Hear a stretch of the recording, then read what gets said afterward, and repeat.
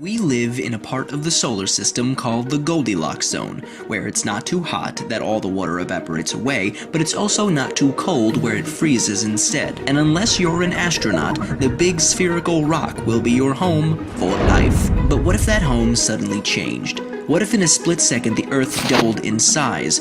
Let's assume that the density remains constant, so the mass of the Earth increased as well. How would that change things? Well, first off, gravity would be very different. The Earth would have 8 times as much mass, and gravity would be twice as strong. So if you stepped on a scale, you'd suddenly weigh twice as much as before. It would be much harder for you to walk, and you'd get tired much more easily. After all, you'd feel like you were giving another version of yourself a piggyback ride, all day, every day, which would look very funny. Over the years, human bones, especially in the legs, would have to become stronger to support this increased weight. Meanwhile, trees would start to collapse, and any new trees that grow in their place might not grow as tall. See, there's a limit for how tall a tree can grow, usually around 400 feet or so. This limit is determined by gravity, since the taller the tree is, the more energy is required to transport water from the roots to the top. If the amount of energy the tree gains from photosynthesis is more than the energy it takes to transport the water, it'll keep growing. Otherwise, it'll stop.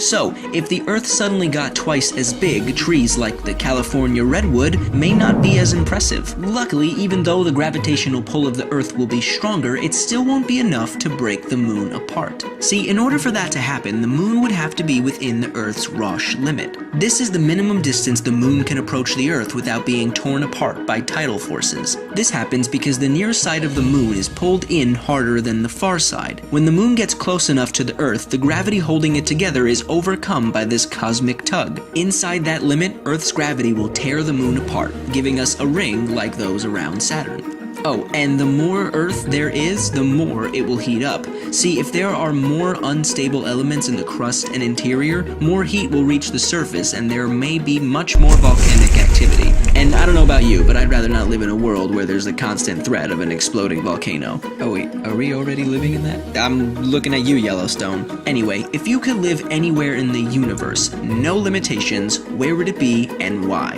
If I could, I'd totally live in Jupiter's Great Red Spot. It'd be pretty dangerous, but I'm an animation. I can totally handle it. Make sure